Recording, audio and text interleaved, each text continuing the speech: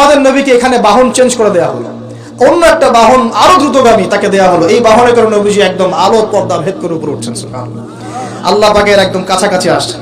এবার আল্লাহ রাব্বুল আলামিন তাকে কাছে নিয়ে, শোনেন প্রিয় ভাই উম্মতে মুহাম্মাদি, শুনে রাখো, আল্লাহ পাক তিনটে স্পেশাল ওহী করলেন। কয়টা ভাই? নবী সাল্লাল্লাহু আলাইহি ওয়াসাল্লাম এশার নামাজ পড়েছেন। কিসের নামাজ? এশার নামাজ পড়ে কাবা ঘরের পাশে হাতিম আছে, কাবার হাতিম, হাতিমের উপর তিনি শুয়ে আছেন ডান কাত হয়ে, ডান কাতে শোয়া সুন্নাত। ডান কাতে শুয়ে আছেন, তন্দ্রা ভাব, পরিপূর্ণ ঘুম আসে নাই। এবার তিনি শুয়ে আছেন, হঠাৎ দুইজন ফেরেশতা আসলেন। কয়জন ভাই? একজন জিবরাইল আলাইহিস সালাম, একজন মিকাইল আলাইহিস সালাম। এসে নবী সাল্লাল্লাহু আলাইহি ওয়াসাল্লামকে আস্তে করে জাগিয়ে দিলেন। জাগিয়ে নবী সাল্লাল্লাহু আলাইহি ওয়াসাল্লামকে হাত ধরে নিয়ে যাচ্ছেন কোথায়? পাশে জমজম কূপের পাশে। পাশে জমজম কূপ আছে, দেখেছিলেন না? যারা হজ উমরা করে আসছেন হয়তো দেখতে পারবেন। এই জমজম আগের মতো আর নাই, একটা আইডিয়া পাবেন আর কি। জমজম কূপের পাশে নিয়ে গিয়ে নবী সাল্লাল্লাহু আলাইহি ওয়াসাল্লামকে আবার আস্তে করে শুইয়ে দেওয়া হলো। এই যে পুরো ঘটনাগুলো ঘটে যাচ্ছে না, এগুলো কিন্তু মুহূর্তে ঘটে যাচ্ছে। মানে পুরো বিশাল ঘটনা ঘটে যাওয়ার পর দেখা যাবে ওই অজুর পানি কেবল গড়িয়ে গড়িয়ে যাচ্ছে, এখনো শেষ হয়নি। মানে সময়কে নিয়ন্ত্রণ করে পৃথিবীর সময়ের ফ্রেম আর আল্লাহ পাকের টাইম ফ্রেম এক নয়। আল্লাহ পাকের টাইম ফ্রেম টোটালি ডিফারেন্ট, আমাদের টাইম ফ্রেম আলাদা। মনে থাকবে? এখানে কিন্তু অনেক নাস্তিক অনেক প্রশ্ন করতে পারে। এবার শুয়ে দেওয়ার পর নবী সাল্লাল্লাহু আলাইহি ওয়াসাল্লামের বুকটাকে একদম এই গলার নিচ থেকে নিয়ে যেখানে লোম উঠে নাভি, এই নাভি পর্যন্ত চিরে দেওয়া হয়েছে জীবিত অবস্থাতেই, জীবিত অবস্থাতেই। এবার তার হার্ট, কলিজাটাকে বের করা হয়েছে। এই প্রথম ওপেন হার্ট সার্জারি নাম শুনেছেন কিনা? যে ওপেন হার্ট সার্জারি হচ্ছে। এবার এই কলিজাটাকে প্রথমে জমজমের পানি দিয়ে ধোয়া হয়েছে। কিসের পানি? জমজমের পানির মধ্যে শেফা আছে। যাদের অসুস্থতা আছে জমজমের পানিতে সূরা ফাতিহা ফু দিয়ে খাবেন, ইনশাআল্লাহ শেফা হয়ে যাবে, ইনশাআল্লাহ শেফা হবে। জমজমের পানিতে ধোয়ার পরে এর এই কলবটাকে, কলিজাটাকে ঈমান এবং হিকমতে পূর্ণ একটা পেয়ালা দিয়ে ধুয়ে দেওয়া হয়েছে। একটা পেয়ালার মধ্যে ঈমান নিয়ে আসা হয়েছিল এবং হিকমা, প্রজ্ঞা নিয়ে আসা হয়েছে। এটা রাখার পরে এই ঈমান প্রজ্ঞা দিয়ে ঢেলে এই পুরো জায়গাটা বন্ধ করে দেওয়া হয়েছে। কি রূপকথা মনে হচ্ছে? আমরা যে নিঃশ্বাস নিচ্ছি এটাই কি আল্লাহর অলৌকিকত্ব না? এই যে হার্ট আমাদের পাম্প করতেছে, যখন আমরা ছোট বাচ্চা ছিলাম ওই সময় থেকে নিয়ে এখন পর্যন্ত পাম্প করছে। এক সেকেন্ডের জন্য কি থেমে গিয়েছিল? এটাই তো অলৌকিকত্ব। যে আল্লাহ আমাদেরকে বাঁচায় রাখতে পারেন, সে আল্লাহর পক্ষে এগুলো করা কি অসম্ভব কিছু? আচ্ছা, এবার নবী সাল্লাল্লাহু আলাইহি ওয়াসাল্লামকে একটা বাহনের মধ্যে উঠানো হচ্ছে। বাহনটার নাম বোরাক। কি নাম? বোরাক। এবার বাহনটা হচ্ছে গাধার চেয়ে একটু বড়, খচ্চরের চেয়ে একটু ছোট এবং একটু লম্বা দেহের, সাদা রঙের। কি রঙের? এবার নবীজি এখানে উঠতে যাচ্ছেন, বাহনটা একটু ফাপড় নিল, একটু ভাব দেখালো আর কি। ভাব দেখানো বোঝেন কিনা? ওই যে আপনার গার্লফ্রেন্ড আপনার সাথে যা দেখায় আর কি। আছে তো গার্লফ্রেন্ড? না ভাই, আলহামদুলিল্লাহ। তাহলে স্ত্রী তো দেখায়। স্ত্রী ভাব দেখালে সবর করতে হবে। কি করতে হবে? স্ত্রী ভাব দেখালে সবর করতে হবে, চুপ থাকতে হবে। এগুলো টিপস শেখেন, নাহলে পরে সমস্যা হতে পারে। স্ত্রী ভাব দেখাতে পারে, তখন সবর করতে হবে, চুপ থাকতে হবে। পরে দেখবেন ভাব নিজেই আবার ঠান্ডা হয়ে গেছেন সব, ঠিক আছে? আর নিজে গরম হয়ে গেলে সমস্যা। আপনি গরম হয়ে গেলে পুরো একদম তরকারি পুরো যাবে একেবারে। কথা বুঝতে পারছেন? আল্লাহ বোঝার তৌফিক দান করুন। বোরাকটা ভাব নিচ্ছে আর কি। এখন বোরাককে জিবরাইল আলাইহিস সালাম বলছেন, এই শোনো, তোমাকে সৃষ্টি করার পর থেকে, ভালো করে শোনেন, তোমাকে সৃষ্টি করার পর থেকে মুহাম্মদ সাল্লাল্লাহু আলাইহি ওয়াসাল্লামের চেয়ে শ্রেষ্ঠ কোনো মানুষ তোমার গায়ে পা দেয় নাই। বলেন আল্লাহু আকবার। বলেন আল্লাহুম্মা সাল্লি আলা মুহাম্মদ, আল্লাহুম্মা বারিক আলা মুহাম্মদ। তোমাকে সৃষ্টি করার পর থেকে মুহাম্মাদের চেয়ে সাল্লাল্লাহু আলাইহি ওয়াসাল্লাম শ্রেষ্ঠ কোনো মানুষ তোমার পিছে ওঠে নাই। সুবহানাল্লাহ। জান্নাত থেকেই বাহনটা নিয়ে আসা হয়েছে। কোথা থেকে? জান্নাত থেকে। এবার তিনি বোরাকে উঠলেন। বোরাক, ও আচ্ছা, বোরাক এই কথা শুনে কি করলো? বোরাক এই কথা শুনে ভাব তো চলে গেলই গেল, ও ঘামা শুরু করেছে, ঘামতে শুরু করেছে। অনেক সময় হয় না যে বড় কোনো ব্যক্তির সামনে গিয়ে মানে থরথর করে কাঁপা শুরু করেছে, ও ঘামা শুরু করেছে। এবার নবী সাল্লাল্লাহু আলাইহি ওয়াসাল্লাম উঠে বসলেন, বিসমিল্লাহ। এবার চলছে। কোথার দিক, কোন উদ্দেশ্যে চলছে? ওই যে জেরুজালেম, নাম শুনেছেন কিনা? ও যেখান, যে জায়গাটা ইহুদিরা এখন দখল করে রাখছে আর কি। এবার ওই দিকে ছুটলো বোরাক। কিভাবে ছুটলো? নবীজি বলছেন সাল্লাল্লাহু আলাইহি ওয়াসাল্লাম, আমাদের চোখের সীমা যতদূর পর্যন্ত যায়, বোরাকের একটা পাই ততদূর পর্যন্ত যাচ্ছে। কখনো সূর্যাস্ত দেখেন নাই? কতদূর পর্যন্ত তাকানো যায়? ওই যে সূর্য ডুবছে অতদূর পর্যন্ত বোরাকের একটা পা চলে যাচ্ছে। নিঃসন্দেহে আলোর বেগের চেয়ে বেশি বেগে যাচ্ছে সে। যদি যারা ফিজিক্স পড়ছেন, এই যে অ্যাস্ট্রোনমি নিয়ে পড়াশোনা করছেন, আপনারা তো জানেন আলোর বেগের চাইতেও যদি দ্রুতগামী কোনো বাহন আবিষ্কার করা যায় তাহলে সময়ের চেয়ে বেশি দূরে যাওয়া যাবে না? যাওয়া যাবে। বোরাকের গতি নিঃসন্দেহে আলোর গতির চেয়ে বেশি ছিল। এবার নবী সাল্লাল্লাহু আলাইহি ওয়াসাল্লাম বলছেন যে আমরা যখন বাইতুল মাকদাস বা ওই যে বাইতুল মাকদিস ওই যে মসজিদুল আকসার ওখানে গেলাম, জিবরাইল আলাইহিস সালাম একটা পাথরের মধ্যে ফুটা করলেন, সেই পাথরের মধ্যে ফুটা করে বোরাকটাকে বেঁধে রাখলেন। আর এই পাথরের ফুটার মধ্যেই সমস্ত নবী রাসূল, এই পর্যন্ত যত নবী রাসূল এসেছেন, ওই ফুটার মধ্যেই তাদের বাহনকে বেঁধে রাখতেন। সুবহানাল্লাহ। এবার নবীজি মসজিদে ঢুকলেন, ঢুকে দেখছেন একজন মানুষ নামাজ আদায় করছেন, একটু লম্বা গরনের, ছিপছিপে দেহ, তো লম্বা, চুলগুলো কোকড়ানো কানের লতি পর্যন্ত। মনে থাকবে, চুলগুলো কোকড়ানো কি পর্যন্ত? তোমাদের মতো ছেলা নয় ডান বাম, কানের লতি পর্যন্ত চুল, ছিপছিপে দেহ, লম্বা, শানুয়া গোত্রের মতো। নবীজি বলছেন অনেকটা শানুয়া গোত্রের মানুষের মতো। শানুয়া গোত্র কারা একটু দেখে নিবা অনলাইনে। এখন নবী সাল্লাল্লাহু আলাইহি ওয়াসাল্লাম জিজ্ঞাসা করছেন উনি কে? জিবরাইল আলাইহিস সালাম বলছেন উনি হচ্ছেন নবী মূসা আলাইহিস সালাম।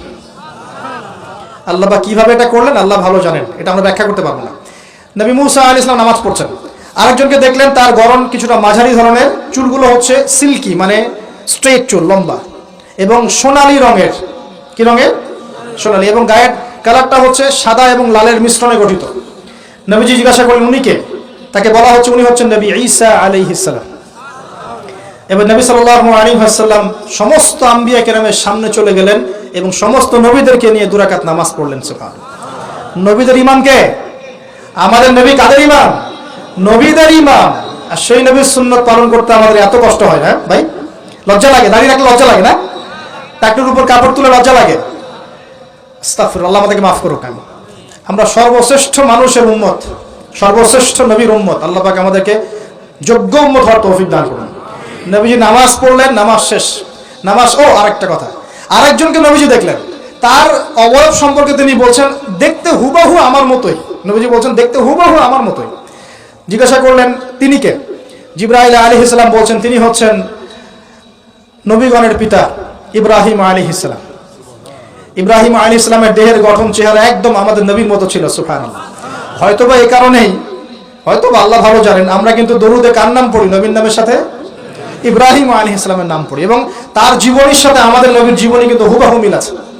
আমাদের নবীজিকে হিজরত করতে হয়েছে, ইব্রাহিম আলাইহিস সালামকে করতে হয়েছে।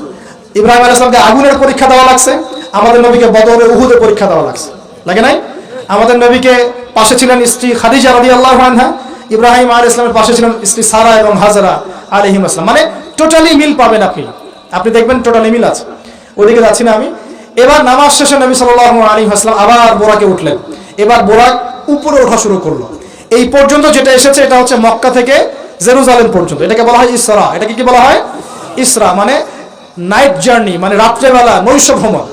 আর এবার যাচ্ছে এই বাইতুল মাকদাস থেকে উপরের দিকে, এটাকে বলা হয় মেরাজ, মানে ঊর্ধ্বে আরোহণ, ঊর্ধ্বগমন। ঠিক আছে। এবার প্রথম আকাশে যখন পৌঁছালেন, প্রথম আকাশে দরজা আছে, কি আছে?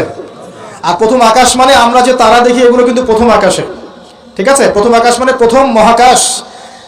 শুধু এটা নয় যে ওই যে ওজোনোস্ফিয়ার, আয়নোস্ফিয়ার যেটা ভাগ করেছে এগুলো নয়, আমরা যা দেখি এগুলো সব হচ্ছে প্রথম মহাকাশের অংশ।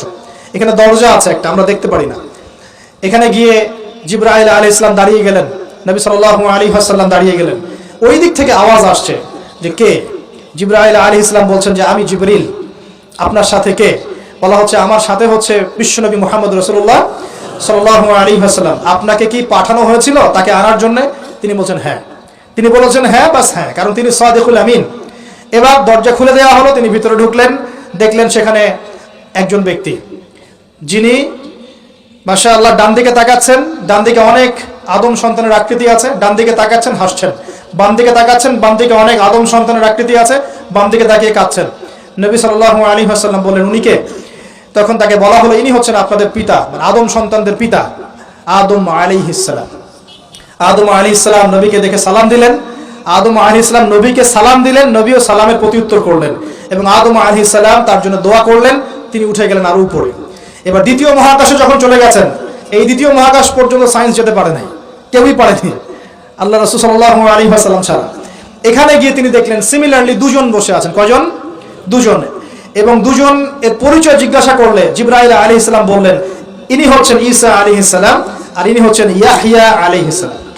দুজনের মাঝে কি সম্পর্ক? খালাতো ভাই। কি সম্পর্ক? খালাতো ভাই। এখানে বলে রাখি দুজনের মিলটা কি? এই দুজনকেই ইহুদিরা হত্যা করার চেষ্টা করেছে। ঈসা আলাইহিস সালাম এবং ইয়াহইয়া আলাইহিস সালাম উভয়কেই কারা হত্যা করার চেষ্টা করেছে? ইয়াহইয়া আলাইহিস সালামকে তো হত্যা করেই ফেলেছিল, আর ঈসা আলাইহিস সালামকে হত্যা করার চেষ্টা করেছিল, কিন্তু আল্লাহ পাক সেটা হতে দেন নাই। আল্লাহ পাক তাকে উঠিয়ে নিয়েছে। তিনি আবার আসবেন কিনা? কোথায় আসবেন?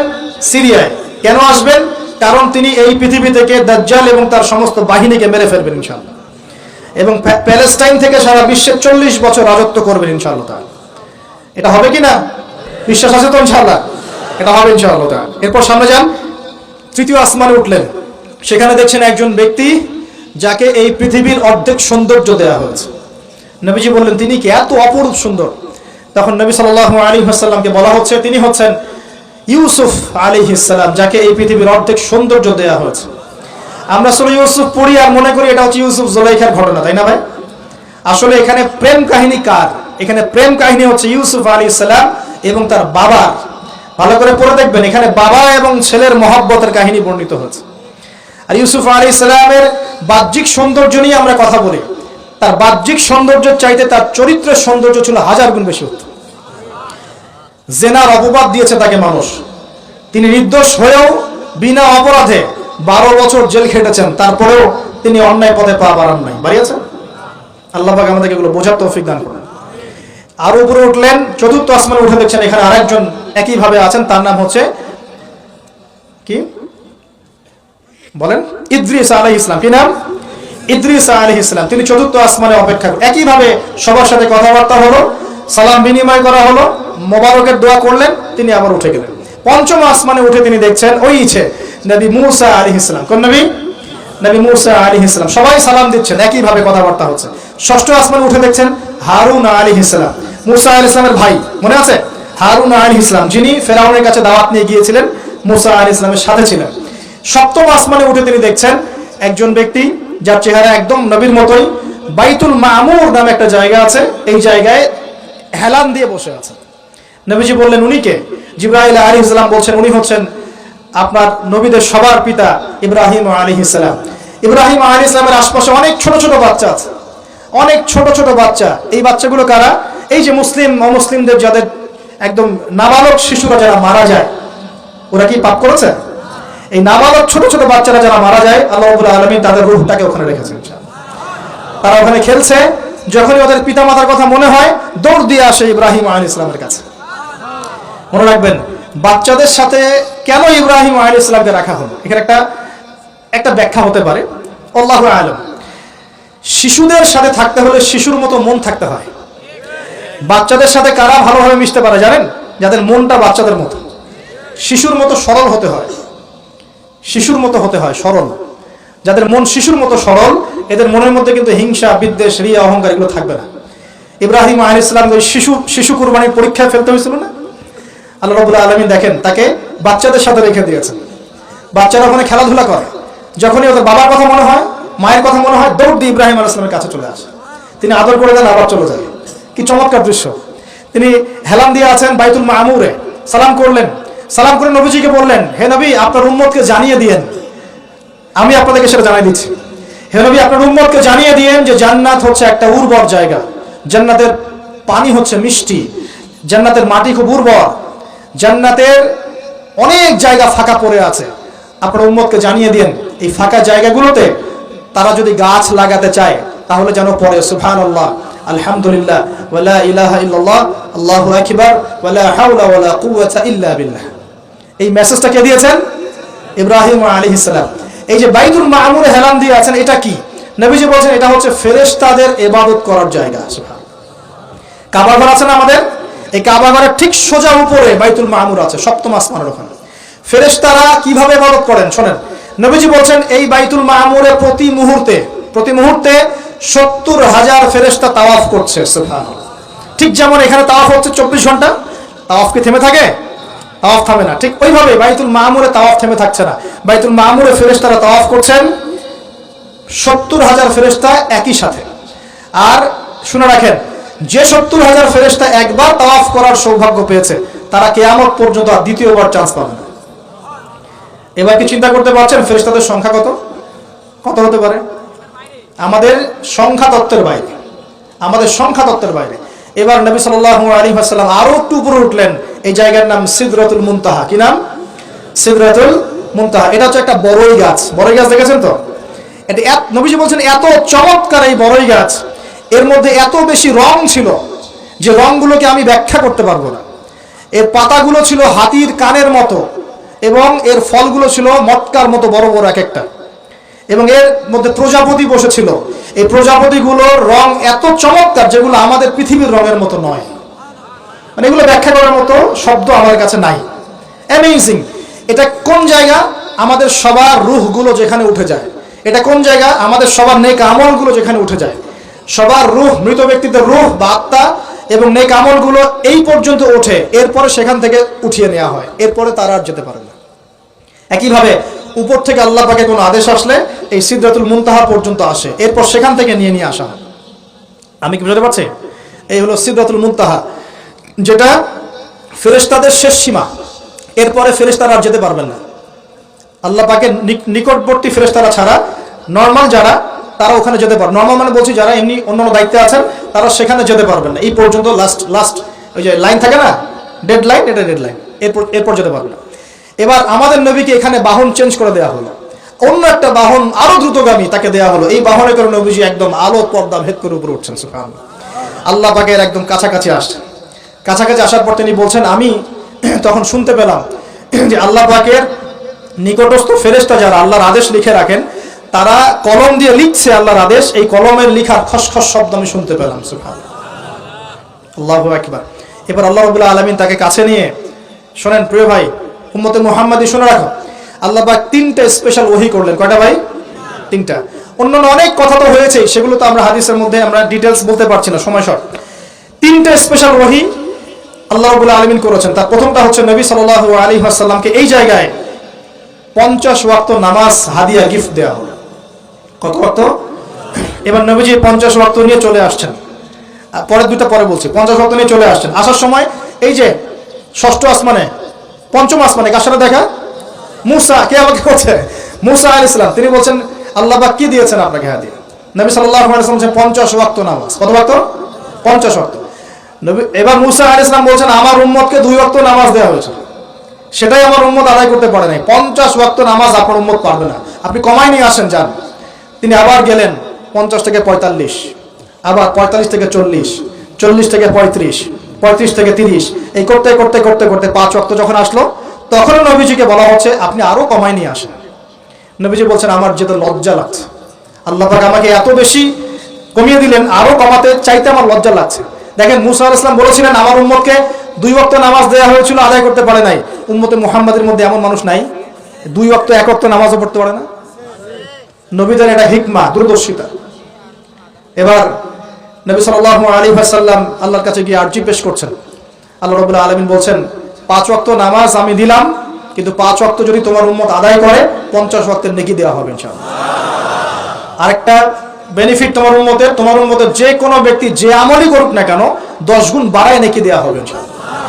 কিন্তু তোমার উম্মতের কোনো ব্যক্তি যদি গুনাহ করে, তাহলে গুনাহকে 10 গুণ বাড়ায় দিব না ইনশাআল্লাহ। গুনাহ একটাই থাকবে। গুনাহ কি হবে? একটাই থাকবে। আর নেকির কাজ করলে 10 গুণ বাড়া দেওয়া হবে। 1 টাকা দান করছেন 10 টাকার নেকি হবে। 1 রাকাত নামাজ পড়ছেন 10 টাকাতে নেকি হবে। একটা সেজদা করছেন 10টা সেজদা নেকি হবে ইনশাআল্লাহ। কথা বুঝতে পারছেন? এটা হলো একটা গিফট বা হাদিয়া। সেকেন্ড গিফটটা হচ্ছে আল্লাহ রাব্বুল আলামিন নবী সাল্লাল্লাহু আলাইহি ওয়াসাল্লামকে সূরা বাকারার শেষের 2টা বা 3টা আয়াত ওহী করলেন। কয়টা ভাই? শেষের 2টা বা 3টা। লিল্লাহি মা ফিস সামাওয়াতি, এখান থেকে ফানসুরনা আলাল কওমিল কাফিরিন পর্যন্ত। এই আয়াতগুলোর ফজিলত সম্পর্কে এসেছে যে রাতের বেলা কেউ যদি এই আয়াতগুলো পড়ে ঘুমায়, সূরা বাকারার শেষের 2টা বা 3টা পড়ে ঘুমায়, সারা রাত তাহাজ্জুদের নেকি পাবে ইনশাআল্লাহ। এবং দৃশ্য অদৃশ্যের কোনো ক্ষতি, তার কোনো অনিষ্ট সাধন করতে পারবে না ইনশাআল্লাহ। এই যে সমস্যা হয় ঘুমের মধ্যে, জিনের সমস্যা, জাদুর সমস্যা, বদনজর ইত্যাদি, কোনো রকম প্রবলেম তাকে ফেস করতে হবে না ইনশাআল্লাহ। সূরা বাকারার শেষে কয় আয়াত? কমপক্ষে 2 আয়াত, যদি পারেন 3টা আয়াত পড়বেন। 2টা হাদিয়া হলো। 3 নম্বর হাদিয়াটা আরো বড়। 3 নম্বর হাদিয়া হচ্ছে নবী সাল্লাল্লাহু আলাইহি ওয়াসাল্লামকে আল্লাহ পাক বললেন, তোমার উম্মতের, একটু গৌর করে শুনেন, তোমার উম্মতের যে কোনো ব্যক্তি যত পাপই করুক না কেন, যদি আমার সাথে শিরকের পাপ না করে, শিরকের পাপ ছাড়া আমার সাথে সাক্ষাৎ করে, আসমান জমিন সমান যদি পাপ করে, আমি আল্লাহ তার সামনে আসমান জমিন সমান ক্ষমা নিয়ে হাজির হব ইনশাআল্লাহ। এই উম্মতের যে কোনো ব্যক্তি খালি লা ইলাহা ইল্লাল্লাহ মুখ দিয়ে পড়েছে, ইসলামের সামনে আত্মসমর্পণ করেছে এবং শিরক মুক্ত আমল করেছে, বেদাত মুক্ত আমল করেছে, ঠিক আছে, তার যত বড় বড় পাপই থাকুক না কেন ইনশাআল্লাহ আল্লাহ পাক কোনো না কোনো ওসিলায় সেই পাপ মাফ করে দেবেন ইনশাআল্লাহ। এটা একদম লিখিত হয়ে গেছে। জান্নাতীদের 120 কাতার হবে, এই 120 কাতার মানুষের মধ্যে 80 কাতার হবে উম্মতে মুহাম্মাদের মধ্যে। আমরা কি শিরক মুক্ত আমল করতে পারবো না ভাই? সাহাবীরা অবাক হয়ে বলছেন, যদি সে চুরি করে, যদি সে জেনা করে, নবীজি বলছেন যদি সে চুরিও করে, যদি সে জেনাও করে, তবুও তাওহীদ ঠিক থাকলে জান্নাতে চলে যাবে। এখন কি তাওহীদ ঠিক করে চুরি করা শুরু করব? তাওহীদ ঠিক করে কি জেনা করা শুরু করব? এখানে আল্লাহ পাকের তাওহীদের গুরুত্ব বোঝানো হয়েছে। আর যে ব্যক্তি প্রকৃত তাওহীদে থাকবে সে কি জেনা করতে পারবে? আল্লাহ পাক আমাদের সবাইকে 3টা হাদিয়া গ্রহণ করার তৌফিক দান করুন। আমার সাথে বলেন, 50 ওয়াক্ত নামাজ মানে 5 ওয়াক্তই। 5 ওয়াক্ত মানেই 50 ওয়াক্ত। 1 ওয়াক্ত পড়ছি মানে 5 ওয়াক্ত পড়ছি। 1 ওয়াক্ত পড়ছি মানে 10 ওয়াক্ত পড়ছি। 1 ওয়াক্ত পড়ছি মানে 10 ওয়াক্ত পড়ছি। আমরা কিন্তু 50 ওয়াক্তের নেকিই পাচ্ছি ইনশাআল্লাহ। আমরা সবাই 5 ওয়াক্ত নামাজের হেফাজত করতে পারবো ইনশাআল্লাহ। আল্লাহ পাক তৌফিক এনায়েত করুন, আমিন। আমরা কি সূরা বাকারার শেষের আয়াতগুলো মুখস্থ করতে পারবো ইনশাআল্লাহ? প্রত্যেক রাতে আমল করবো তো ইনশাআল্লাহ। আর শিরক মুক্ত আমল করার চেষ্টা করবো ইনশাআল্লাহ। একটা বই পড়বেন কিতাবুত তাওহীদ, শিরক সম্পর্কে জানতে পারবেন ইনশাআল্লাহ। আল্লাহ পাক তৌফিক দান করুন। এবার নবীজি আসছেন, একটু শেষের দিকে মনোযোগ দেন, মনোযোগ হারান না, আর কিছু কথা বাকি আছে। নবীজি এবার আসছেন, আসার সময় তাকে জান্নাত জাহান্নাম দেখানো হয়েছে। কি দেখানো হয়েছে? জান্নাত এবং জাহান্নাম। নবীজি বলছেন আমি জান্নাতকে দেখলাম, বিশৃঙ্খলা করেন না, আমি জান্নাতকে দেখলাম, জান্নাতকে দেখলাম, জান্নাতকে ঘিরে রাখা হয়েছে কষ্ট ক্লেশ এগুলো দিয়ে। মানে জান্নাতটা ঘেরা আছে কষ্ট দিয়ে, মানে জান্নাতে যেতে হলে কষ্ট করতে হবে, ঠিক আছে? ফজরের নামাজ উঠতে কষ্ট হয় না? সুদ ছেড়ে দেবো, একটা কষ্ট লাগতেছে না? কষ্ট হবে। আল্লাহ পথে চলতে হলে কিন্তু কষ্ট হবে, মানুষ ভালো মন্দ বলবে, অনেক সমস্যা।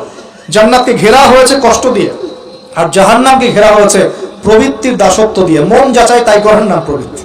মন চাচ্ছে মদ খাইলেন, মন চাচ্ছে জেনা করলেন, মন চাচ্ছে সুদ খাইলেন, মানে মন যাচাই তা দিয়ে জাহান্নামকে ঘেরা হয়েছে। এবার নবীজি বলছেন জাহান্নামে আমি উকি মেরে দেখেছি, জাহান্নামে দেখেছি বেশিরভাগ অধিবাসী, জাহান্নামের বেশিরভাগ মানুষ হচ্ছে উম্মতে মুহাম্মাদের নারী জাতি। বলেন নাউজুবিল্লাহ। এই নারী জাতি মানে আমার বোন, আপনার মা, আপনার স্ত্রী, আমার বোন, আমার মা, আমার স্ত্রী, আমাদেরই তো। নারী কি আমাদের বাইরে?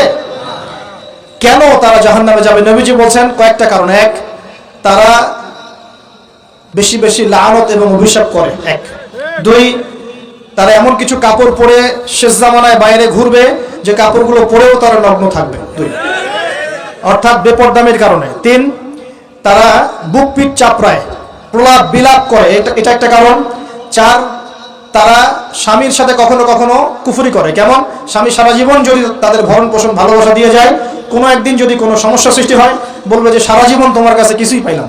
এই সব কিছুর ঊর্ধ্বে একটা কারণ আছে, এই সব কিছুর ঊর্ধ্বে একটা কারণ আছে, সেটা হলো, শোনেন, তাদের উদ্ধত মস্তকটা আল্লাহ পাকের বিধানের সামনে সহজে অবনত হতে পারে না, চায় না। এগুলো কিন্তু সব মেয়েদের জন্য নয়, উম্মতে মুহাম্মাদির একটা অংশের মেয়েদের জন্য আল্লাহ নবী এইসব কথা বলেছেন। আবার এমনও মেয়ে আছে, শোনেন, এমনও মেয়ে আছে যারা ঈমান আমল টিকে রাখার জন্য না খেয়ে থাকতেও রাজি আছে। এমনও মেয়ে আছে, এমনও বহু দিনী মেয়ে আছে আমাদের সমাজে যারা ঈমান আমল ধরে রাখতে চায়, পরিবার তাকে রাখতে দেয় না। ফেরাউনের ঘরে থেকেও একজন মেয়ে জান্নাতে গিয়েছে, গেছে কিনা? গেছে। অতএব আমরাও যে দুধে দেওয়া তুলসী পাতা এমন নই, আমাদের মধ্যে বহু খারাপই আছে। কিন্তু নবীজি এখানে স্পেশালি বলেছেন যে শেষ জামানার মেয়েরা, নিসাউন কাসিয়াতুন আরিয়া, যারা কাপড় পরে নগ্ন থাকবে, মহিলাতুন মামিলা, যারা অন্যকে আকৃষ্ট করবে, অন্যদিকে আকৃষ্ট হবে, এরা জান্নাতে যাবে না, জান্নাতের গন্ধও পাবে না। নবীজি বলেছেন আমি জাহান্নামে দেখেছি বেশিরভাগ নারী জাতি। এখানে আমার মা, আমার বোন, আপনার মা, আপনার বোনের সতর্ক হওয়ার কি হেদায়েত আছে কি নাই? আর এই মেয়েদেরকে চালাই কি আমরা না অন্য কেউ? আমরাই তো আমাদের পরিবারকে চালাই কি না? আমরাই তো খাওয়াই পড়ে নাকি? তাহলে আমাদের পরিবারের বোনেরা কি পর্দা করতে পারবে না, প্রতিষ্ঠা করতে পারবেন না? পরিবারের আমাদের মায়েরা, বোনেরা, স্ত্রীরা পর্দা করবে না? এই দায়িত্ব আমাদের না? পরিবারের কর্তা আমরা নই? আল্লাহ কি আমাদেরকে জিজ্ঞাসা করবেন না? অতএব আমরাও যেন সতর্ক হয়ে যাই, আল্লাহ পাক তৌফিক দান করুন। এই জন্য বলি, বিয়ে করতে হলে আগে দিনদারিতা দেখবেন, তারপর বিয়ে করবেন। দুনিয়াদারিতা দেখে বিয়ে করলে পরে পস্তাবেন। ছেলে মেয়ের উভয়ের প্রতি একই নসিহত, বিয়ে করতে যদি হয়, বিয়ে যদি করতেই হয়, তাহলে দিনদারিতা দেখে বিয়ে করবেন। তারপর দেখবেন যে মেয়ের বংশ কেমন, সৌন্দর্য কেমন, এই সেই পরে দেখবেন। আগে দেখবেন দিনদারিতা ঠিক আছে কিনা। ছেলের ক্ষেত্রে একই বিধান, আগে দেখতে যান না কত বড় চাকরি করে, কত প্রপার্টিজ আছে, কত বড় বাড়ি, এগুলো পরে দেখবেন। আগে দেখবেন ছেলে নামাজ পড়ে কিনা, ছেলের মধ্যে সুন্নত আছে কিনা, এইগুলো আগে দেখবেন। এই বিয়ে নিয়ে প্রচুর জাহিলিয়াত সমাজে আছে, এই কারণেই পরিবারগুলো এখন ভেঙে যাচ্ছে। আল্লাহ পাক আমাদেরকে সুন্নাহ মেনে চলার তৌফিক দান করুন, বলি আমিন। নবীজি এখানে বলেছেন, আমি জাহান্নামে দেখেছি বেশিরভাগ অধিবাসী নারী জাতি। আমাদের বোনদেরকে রিকোয়েস্ট করবো, সতর্ক হয়ে যান, আল্লাহর ওয়াস্তে সতর্ক হয়ে যান। কেন শোনেন, কেন নবীজি বললেন, এই পয়েন্টটা একটু ভালো করে বোঝেন। কেন নবীজি এই উম্মতের মধ্যে বেশিরভাগ মেয়েকে জাহান্নামী বলেন? আপনি একটু চিন্তা করেন তো, এই উম্মতের মধ্যে কি এমন হয়েছে, এই উম্মতের মেয়েদের সাথে কি এমন হয়েছে যার ফলে মেয়েদেরকে আর ঘরে রাখা যায় না, সব বাইরে চলে আসতেছে? কি হয়েছে এই উম্মতের মেয়েদের সাথে? এই প্রবলেম তো আগে 200-500 বছর আগে ছিল না। 500 বছর আগে আপনি কি কোনো মেয়েকে দেখেছেন আমাদের মেয়েদের মতো বেপরদায় সারা রাস্তাঘাট, গ্রামগঞ্জ, একদম অফিস আদালত বাজার ঘাট সব ঘুরে বেড়াচ্ছে? দেখেছেন 500 বছর আগে, 300 বছর আগে, 200 বছর আগে? লাস্ট সমসাময়িক সময়ে কি এমন হলো যে মেয়েদেরকে আর ঘরে রাখা যায় না? আমি একটা শব্দ বলে দিই, বাসায় গিয়ে রিসার্চ করবেন, সব বলে দিব না। লাস্ট 100-200-300 বছরে একটা মুভমেন্ট, একটা আদর্শ ছড়িয়ে পড়েছে বিশ্বের বুকে, তার নাম হলো ফেমিনিস্ট রেভলিউশন। মনে থাকবে, ফেমিনিস্ট রেভলিউশন। এটা নিয়ে ঘাটাঘাটি করেন, বুঝতে পারবেন কেন জাহান্নামের বেশিরভাগ অধিবাসী জাহান্নামে যাবে, নারীরা কেন জাহান্নামে যাবে বেশি বেশি। এই মুভমেন্টটা নিয়ে পড়াশোনা করলেই বুঝতে পারবেন। আল্লাহ পাক আমাদেরকে বোঝার তৌফিক দান করুন, অন্তরের চোখ খোলার তৌফিক দান করুন। নবীজি আরো বলছেন, আমি জাহান্নামে গেলাম, জাহান্নাম আমাকে দেখানো হলো, এবং সেখানে আমি একজন ফেরেশতাকে দেখলাম। কি দেখলাম? এই ফেরেশতা আমাকে দেখে হাসে নাই। সবাই মনোযোগ দেন, মেরাজের রাতের সবাই নবী সাল্লাল্লাহু আলাইহি ওয়াসাল্লামের সাথে হাসি মুখে সাক্ষাৎ করেছেন, এই ফেরেশতা বাদ দিয়ে। নবীজি বললেন জিবরাইল আলাইহিস সালামকে, সে এত গম্ভীর কেন, তার চেহারা হাসি নাই কেন? জিবরাইল আলাইহিস সালাম বলছেন, যখন থেকে আল্লাহ পাক তাকে জাহান্নামের দায়িত্ব দিয়েছেন, যেদিন থেকে আল্লাহ পাক এই ফেরেশতাকে জাহান্নামের দায়িত্ব দিয়েছেন, ওই দিন থেকে তার চেহারার হাসি চলে গেছে। আর কিছু বলতে হবে? কেন হাসি চলে গেল? খুশিতে? জাহান্নামে আল্লাহ পাকের আযাব এবং এই আযাবের দায়িত্ব পালন করতে গিয়ে তার চেহারা থেকে হাসি চলে গেছে। নাউযুবিল্লাহ। নবীজি জানালেন তার নাম হচ্ছে মালিক। কি নাম? মালিক। আমরা দোয়া করি আমরা যেন তার সাক্ষাৎ না পাই, আমরা দোয়া করি আমরা যেন তার সাক্ষাৎ না পাই, আমিন। এবার নবী সাল্লাল্লাহু আলাইহি ওয়াসাল্লাম আসছেন, আসার সময় সুঘ্রাণ পাচ্ছেন, সুঘ্রাণ। ও একটা কথা বলি নাই, জান্নাতে তিনি যখন দেখলেন, সেখানে দেখলেন যে এখানে বেশিরভাগ অধিবাসী হচ্ছে এই উম্মতের গরিব মানুষরা। এই উম্মতে কারা? গরিব মানুষ, টাকা পয়সা কম, এত হিসাব কিতাব নাই, 5 ওয়াক্ত নামাজ পড়ে, রোজা রাখে, সাধ্যমতো দান সদকা করে, সত্য কথা বলে, জান্নাতে চলে যাবেন ইনশাআল্লাহ। গরিবদের 500 বছর আগে, কত বছর আগে? তার মানে এই উম্মতের যদি কেউ গরিব হয়ে থাকি আমরা, কষ্টের কিছু আছে? ইনশাআল্লাহ কষ্টের কিছু নাই। তারপর নবীজি আসছেন, তিনি বলছেন যে আমি একটা মিষ্টি জান্নাতি সুঘ্রাণ পেলাম। আমি জিজ্ঞাসা করলাম এটা কোত্থেকে আসছে? তখন জিবরাইল আলাইহিস সালাম বললেন, এই ঘ্রাণ আসছে ফেরাউনের মেয়ের চুল আঁচড়ে দিত একজন দাসী, হঠাৎ একদিন চিরুনি পড়ে গেল হাত থেকে, সে বিসমিল্লাহ বলে চিরুনি উঠিয়েছে, আর দাসী শুনে নিয়েছে বিসমিল্লাহ মানে? বিসমিল্লাহ মানে কি? আল্লাহর নামে মানে কি? তোমার কি ফেরাউন আমার বাবা ছাড়া আরো কোনো ইলাহ আছে নাকি? তখন সেই মহিলা বলেছিল, হ্যাঁ আমি এক আল্লাহর ইবাদত করি, ফেরাউনেরও রব হচ্ছে আমার আল্লাহ। এই অপরাধে তাকে ফেরাউন বড় আগুনের কুণ্ডলি খুঁড়ে তাকে ওখানে নামিয়ে দিয়েছিল, এবং তার 3টা কি 4টা বাচ্চা ছিল, এই সব বাচ্চাগুলোকে তার চোখের সামনে পুড়িয়ে মেরেছে। শেষে একটা বাচ্চা ছিল, কোলের বাচ্চা, এই বাচ্চাকে নিয়ে সে লাফ দিবে, তাকে বাধ্য করা হচ্ছে, সে তো নিজে মরতে রাজি, কিন্তু বাচ্চাটা মায়া লাগবে না, সে বাচ্চাকে নিয়ে লাফ দিতে চাচ্ছে না। তখন আল্লাহ পাক ওই বাচ্চার জবানে আল্লাহর কুদরত, আল্লাহর মুজিজা চালু করে দিলেন, ওই বাচ্চা কথা বলা শুরু করল। ওই বাচ্চা বলল, হে আম্মা ইসবিরি ইয়া উম্মা, হে আমার মা সবর করো,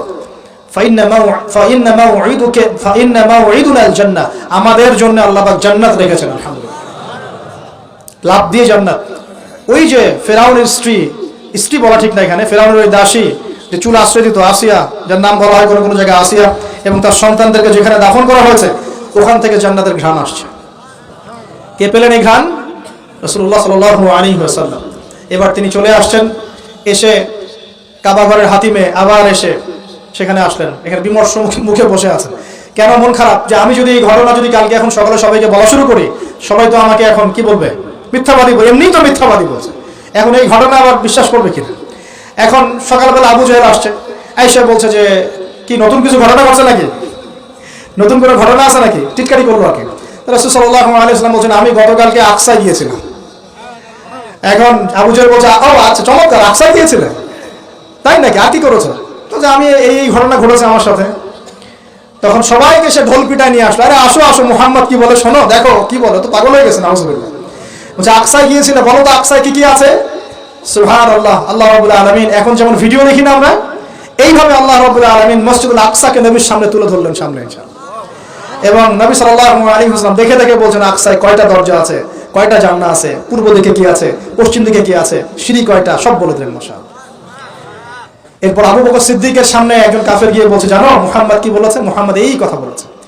আবু বকর সিদ্দিক তখন বলছেন যে আমি তো এর চাইতে কঠিন কথা বিশ্বাস করি, আমি তো বিশ্বাস করি যে নবী সাল্লাল্লাহু আলাইহি ওয়াসাল্লামের কাছে আসমান থেকে আল্লাহর ওহী আসে, আর মেরাজের রাতটা এমন কি, আমি তো বিশ্বাস করি আল্লাহ তার সাথে কথা বলেন, আল্লাহ পাকের কথা তার কাছে আসে, আল্লাহর কালাম তার কাছে আসে। ওই দিন থেকে নবী সাল্লাল্লাহু আলাইহি ওয়াসাল্লামের এই সাহাবীর নাম হয়ে গেল আবু বকর সিদ্দিক।